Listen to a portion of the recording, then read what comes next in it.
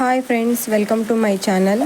ಈಗಾಗಲೇ ನಿಮಗೆ ತಮ್ಲೈನ್ ಮೂಲಕ ಗೊತ್ತಾಗಿದೆ ಏನಪ್ಪ ಅಂದರೆ ನಾವು ಬಿಳಿ ಕೂದಲಿಗೆ ಯಾವ ರೀತಿ ನ್ಯಾಚುರಲ್ ಆಗಿ ಕಲರ್ ಮಾಡ್ಕೋಬೋದು. ಅದು ಕೂಡ ಒಂದು ಮಂತ್ವರೆಗೂ ನಿಮ್ಮ ಬಿಳಿ ಕೂದಲಲ್ಲಿ ಕಲರು ಹೋಗೋದಿಲ್ಲ.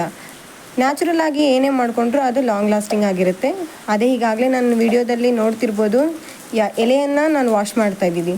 ಇದು ಯಾವ ಎಲೆಯಪ್ಪ ಅಂದರೆ ಮೆಹಂದಿ ಎಲೆ ಅಂತ ನಿಮಗೆ ಸಿಗುತ್ತೆ ಗಿಡದಿಂದ. ಆ ಎಲೆಗಳನ್ನ ತೆಗೆದುಕೊಂಡು ಬಂದು ಈ ಥರ ಒಂದ್ಸರಿ ನೀರಲ್ಲಿ ಚೆನ್ನಾಗಿ ವಾಶ್ ಮಾಡಿಕೊಳ್ರಿ. ನೀರಲ್ಲಿ ವಾಶ್ ಮಾಡ್ಕೊಳ್ಳೋದ್ರ ಮೂಲಕ ಏನಾಗುತ್ತೆ ಅಂದರೆ ಕೆಲವೊಂದು ಎಲೆಗಳ ಮೇಲೆ ಡಸ್ಟು ಅಥವಾ ಏನಾದರೂ ಬೇರೆ ರೀತಿಯ ಕೀಟಾಣುಗಳು ಇರ್ತಾವೋ ಅವೆಲ್ಲ ನೀರಲ್ಲಿನೇ ಕ್ಲೀನ್ ಮಾಡಿಬಿಡಬೇಕು. ಸೊ ಇದಾದಮೇಲೆ ಇದಕ್ಕೆ ನಾವು ಏನು ಆ್ಯಡ್ ಮಾಡ್ತಾ ಇದ್ದೀವಪ್ಪ ಅಂದರೆ ದಾಸವಾಳದ ಹೂಗಳು. ನಿಮಗೆ ಬೇಕಂದರೆ ದಾಸವಾಳದ ಎಲೆ ಕೂಡ ಆ್ಯಡ್ ಮಾಡ್ಕೋಬೋದು. ಇದು ನಿಮಗೆ ನ್ಯೂ ಹೇರ್ ಗ್ರೋತ್ ಮಾಡಲಿಕ್ಕೆ ಯೂಸ್ ಮಾಡುತ್ತೆ. ಮತ್ತು ನಿಮ್ಮ ಅಲೋವೆರಾ ಕೂಡ ಹಾಕೋಬೇಕು. ಯಾಕಪ್ಪ ಅಂದರೆ ಅಲೋವೆರಾ ನಿಮ್ಮ ಕೂದಲನ್ನು ಸ್ಮೂತ್ ಮಾಡುತ್ತೆ. ಇದಾದಮೇಲೆ ಮಿಕ್ಸ್ ಮಾಡ್ಕೊಳ್ಳಿ. ಮಿಕ್ಸ್ ಮಾಡ್ಕೊಂಡ್ಮೇಲೆ ಈ ರೀತಿ ನುಣ್ಣಗೆ ಪೇಸ್ಟ್ ಆಗಬೇಕು. ಅದ್ರ ಜೊತೆ ಸ್ವಲ್ಪ ನೀವು ಹುಣಸೆಹಣ್ಣ ಆ್ಯಡ್ ಮಾಡ್ಕೊಳ್ರಿ. ಯಾಕಪ್ಪ ಅಂದರೆ ನಿಮಗೆ ಕಲರು ಸ್ವಲ್ಪ ಪರ್ಮನೆಂಟ್ ಆಗಿ ಬೇಕು, ಲಾಂಗ್ ಲಾಸ್ಟಿಂಗ್ ಬೇಕಪ್ಪ ಅಂದರೆ.